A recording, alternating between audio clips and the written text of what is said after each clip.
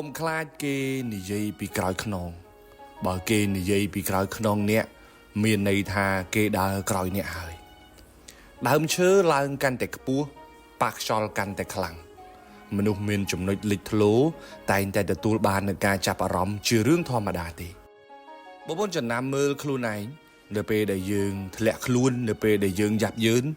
មិនសូវមាននរណារំលឹកពីឈ្មោះយើងទេប៉ុន្តែនៅពេលដែលយើងឡើងនៅពេលដែលយើងមានឈ្មោះនៅពេលដែលយើងមានចំណូលច្រើននៅពេលដែលយើងលេចធ្លោ